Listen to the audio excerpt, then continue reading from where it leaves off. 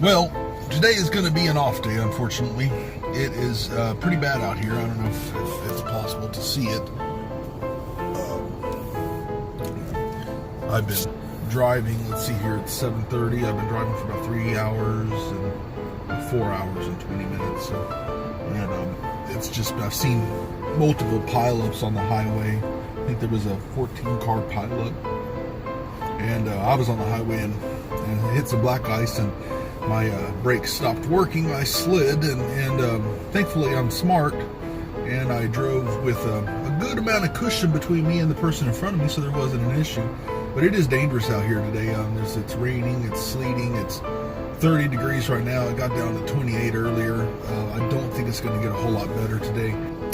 What I will say is I've never done a video on the origins of breaking 40 and why we're doing this and what's going on. I've written about it, but I don't think I've done a video on it. So we'll call this our origin story. Back a long time ago, when I was 8 years old, on November 4th, I ran a go-kart into a truck, as I talked about yesterday in the video.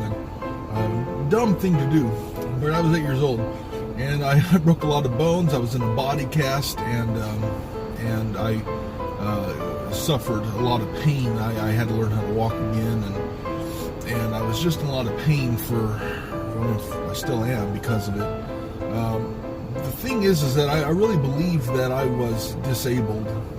I believed that there wasn't a whole lot I could do, and I didn't have a lot of positive influence to help me not to believe that, not to speak poorly of anybody who was influential in my life, but that's just the way it was. I didn't really have any knowledge that no, you know what, you're not disabled, you can do anything, get past it. And so because of that, I just I never pushed myself very hard, and I became extremely overweight as a result. And I always worked hard. I started working when I was 14, but I did come across a lot of issues whenever I tried to do jobs where I had to stand for a long time. I wasn't able to do that. The pain was too bad, and I had to do jobs. When I did jobs that were repetitive, mindless, like call center work. I did tech support for a phone company once, and just the repeating things over and over again bothered me psychologically, because I did hit my head pretty hard when I hit that truck, and I've just had I've never been diagnosed with anything, but there certainly was a brain injury, and I've had issues because of that. All my life I've had issues, and so repetitive things. Even now, when my kids sing songs over and over again and say the same thing, it just drives me crazy, because it'll get in my head and it won't leave.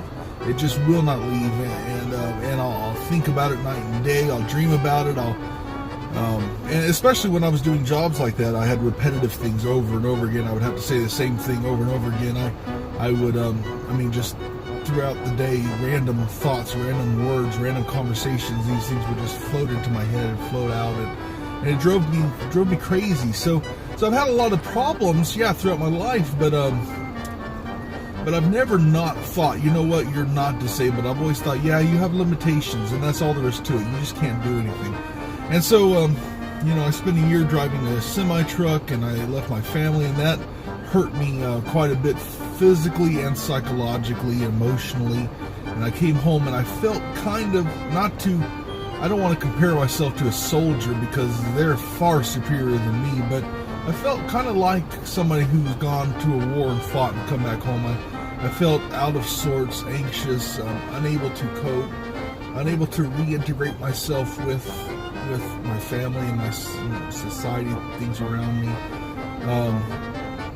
And so I started driving for Uber and Lyft, and listening to podcasts a lot, which I did when I was on the road. I listened to Joe Rogan a lot, and some of the things he talks about are not so positive. Some are very positive, and one was Colin O'Brady, who's an explorer who walked across Antarctica, and just incredible feat, walking almost 1,000 miles, hauling a 375-pound sled by herself, no lifelines, no support. He said that at night, or when he put up his tent, there'd be minus 60 degrees with the storms, raging, and if his tent was taken away by the wind, that's it, he would die. It's crazy, mind-boggling feat.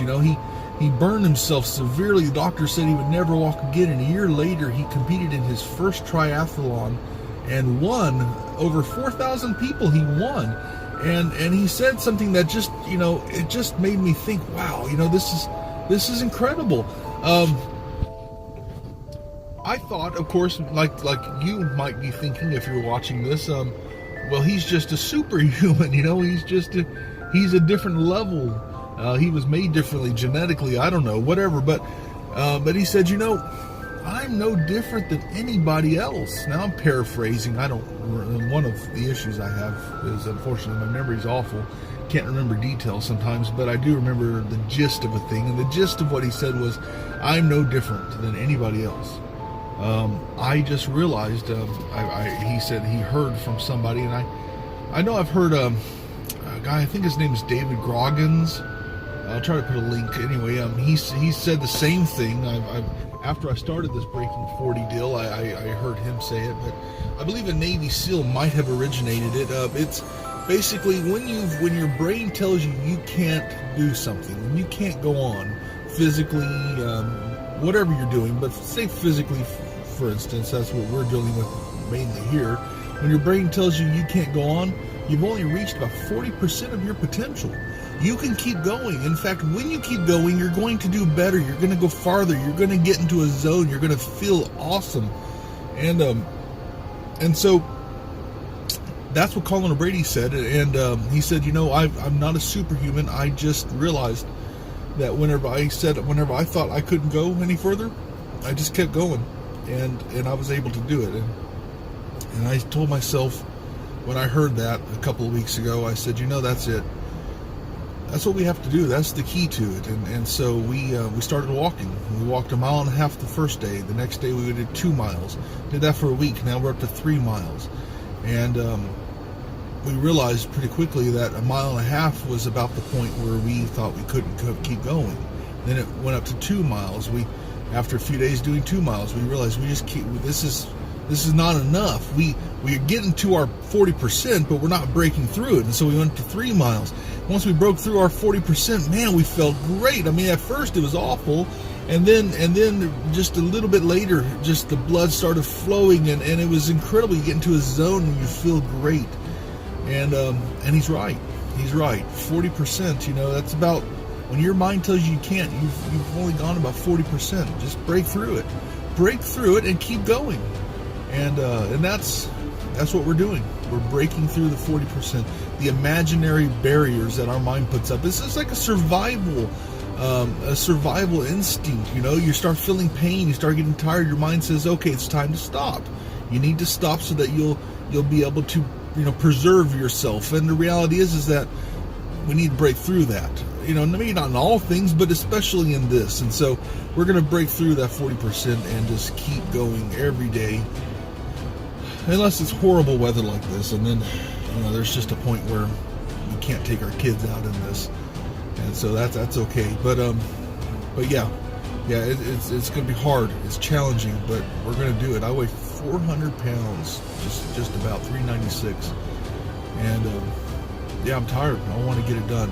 Another note: my oldest daughter was born 20 years to the day, November 4th, 2009. 20 years later.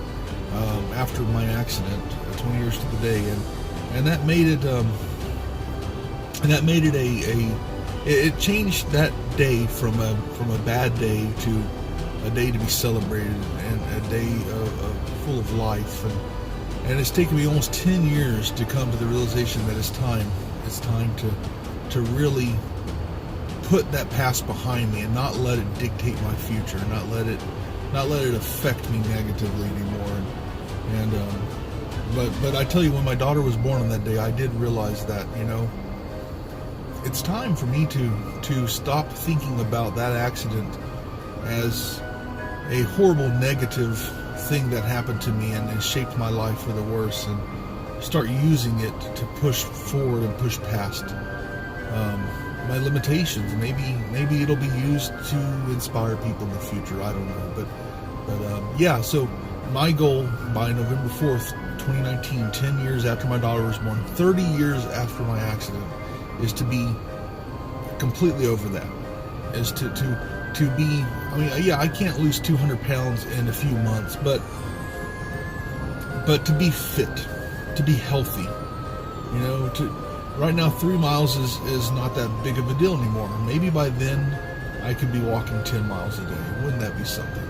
So anyway, all right, so here's your daily dose of cute. I can't leave you without a cute aria segment, so everything is awesome. Everything's awesome.